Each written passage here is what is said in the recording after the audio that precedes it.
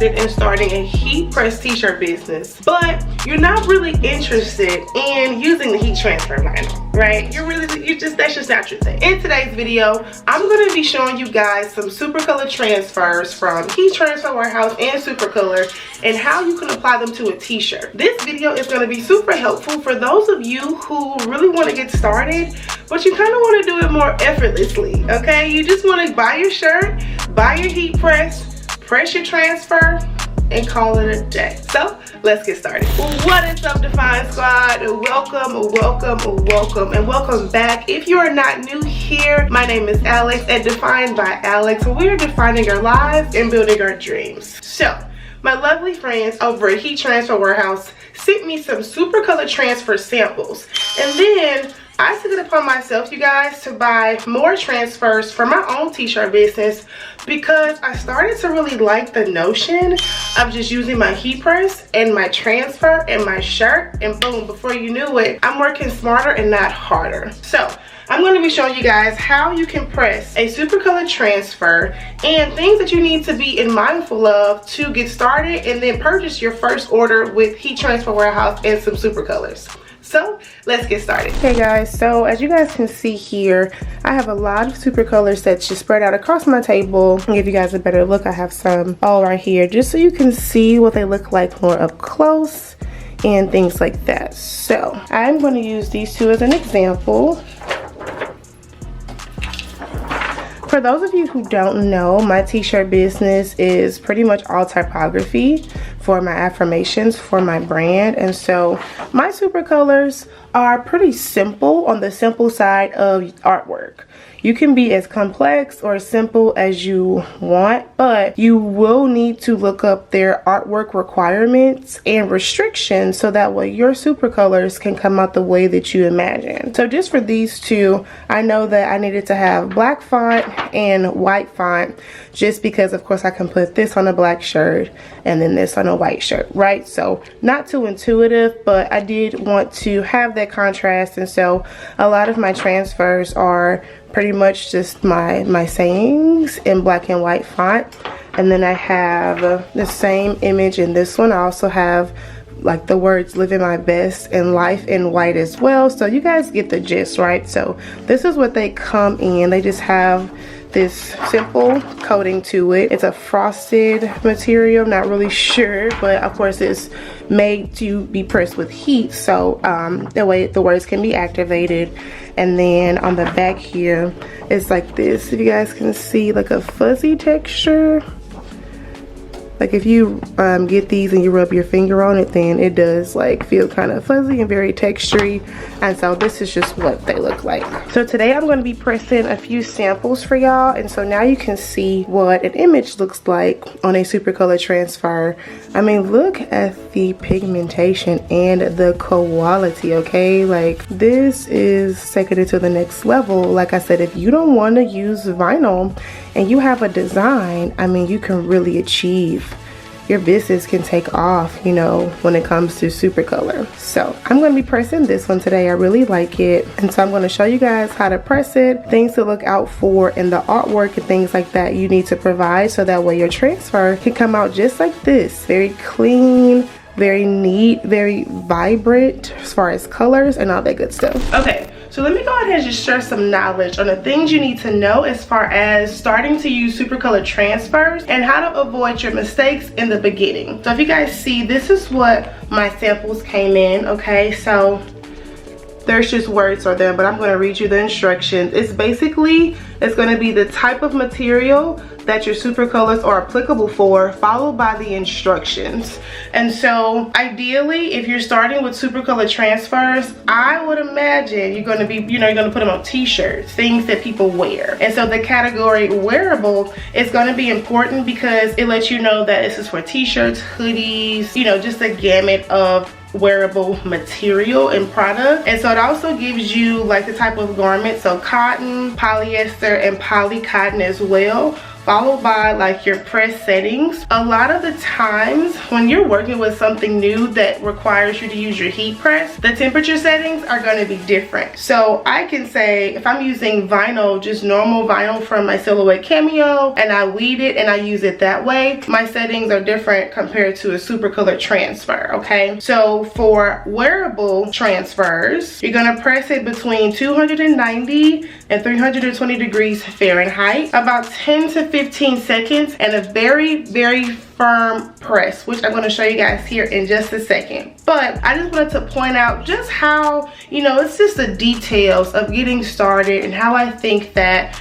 using Supacolor transfers from Heat Transfer Warehouse is really going to be helpful, because they help you with getting started by listing the instructions, so that way you can come out with your t-shirt and the design and the quality, you know, great each and every time. So another thing I wanted to point out when using your Supacolor transfers is to really pay attention to the artwork requirements. And I'm going to use myself as an example, because I am not the savviest when it comes to like any of the Adobe apps, y'all. I'm gonna just be honest. When it comes to like Adobe Illustrator, I've like dabbled in it, but there's just a lot I need to learn. I'll just put it that way. And so I was converting my designs from my Silhouette Studio into Canva and all that stuff, and then I ran across a design that had some like just bad resolution when it came to uploading my artwork for my Supacolor transfers. And so as far as the process that goes into ordering transfers,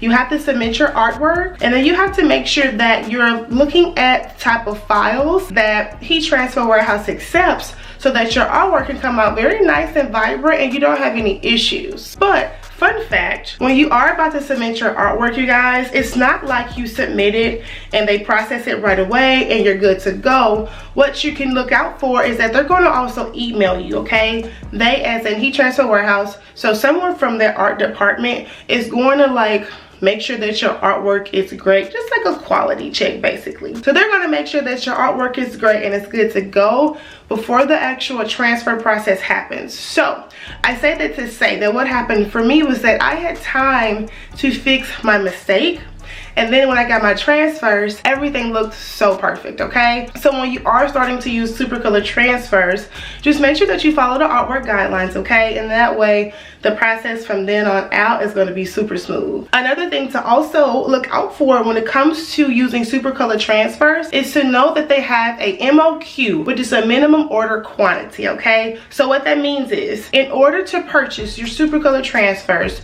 you have to meet their minimum to order. So for example, if they say you have to purchase like 20, right? So 20 sheets, 20 of these to start an order, then that's what that means. So for those of you out there who are thinking about your budget, thinking about, you know, how you're gonna afford your transfers, if you're gonna go that route, their minimum order quantity really helps you, because with 20 sheets, it calculates the amount of money you have to pay basically, okay? And so just think of that when it comes to how many designs you're gonna upload and, you know, have them start for you and things like that. So if you have like 10 designs and things like that, look at the sizes, that is gonna be a good fit for your shirt. And then the MOQ can help you with that budget if you wanna stay under a certain number. Okay, I'm gonna show you guys how I'm gonna press this transfer right here on a t-shirt, so that way you can see how it applies to the t-shirt, how it picks up on the fibers of the t-shirt, because I'm going to be using cotton today. So that's in one of the garment criteria. I met that I'm using cotton, so I'm pretty confident that this is going to show up super cute. It kind of matches my nails. And yeah, I'm about to go see. Let's go. All right, y'all, so here is the Supacolor transfer I'm going to be using today, and then I'm going to show you the details, y'all, because it's the details for me. You guys can see, okay, you guys can see how it says Supa in the heat press. I think that's super cute. That's just super cool, you know, how detailed the transfer can be, you know.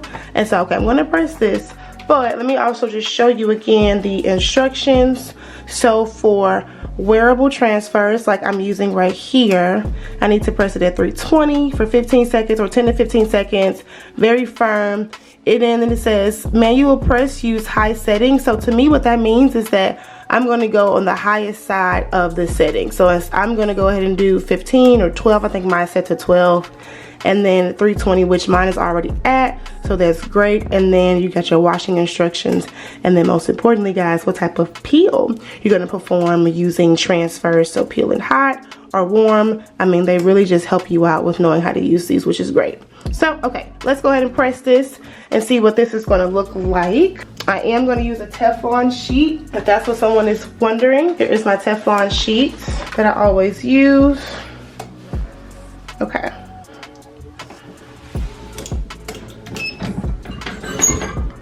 I am pressing it very firmly, like trying not to break my handle at the same time, but I'm just like pressing it very firmly, and I'm gonna see what it looks like. Swing that away. Okay, and then it says you have to get a hot peel, so let's see what this does. It's a little resistance, which honestly is not surprising, you guys, because I have an old heat press. So this is another fun fact. So my heat press is a little bit older, so I might have to press this a few more times and just be really firm with it. I don't have pressure settings on my heat press, so that may mean for me I have to press it a couple of times until I get another one, which I will be soon, so I'm not worried about that. But just for today's video, if you are starting and you have a heat press like mine, which is the swing press, as you guys can see here, it's the swing press, and it's a little bit older, so that means I just have to press it a little bit more, which I'm about to do here now. And as you guys can see, I took off the Teflon sheet because in case that pretty much kind of eliminates the direct heat contact source, I want to remove that. So I'm going to go ahead and press it again with no Teflon sheet, and I'm going to try to do a little bit harder.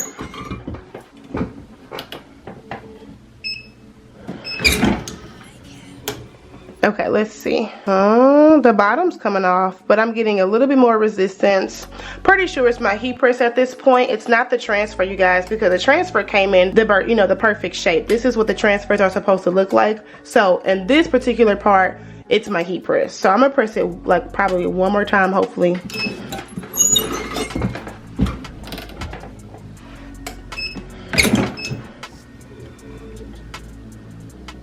Alrighty, so it looks like, oh, let's see, hold on. I wonder what the magic number is gonna be.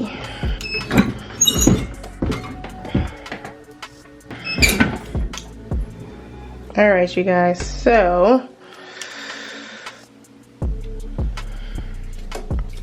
looks like, all right, let's see, we got a little bit of resistance on the last letter, which is the M in calm. Let's see if I press that down, what would happen. Nope. All right, it also needs another press.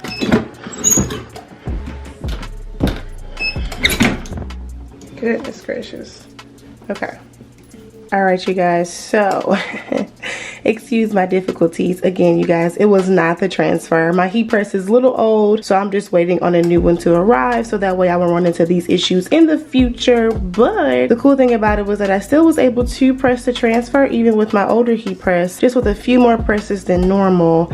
And I mean, I think is so dope, the contrast of the color. So as you can see, you can be very creative with your typography, and you know, if you want to add a graphic, and like I showed you guys earlier, the detailing in the transfer is immaculate. I mean, I like it. So hopefully if you're wanting to start your t-shirt business, this video has helped you, because now you can see how you can achieve really compelling t-shirt designs using a heat press, a t-shirt, and just now a Supacolor transfer.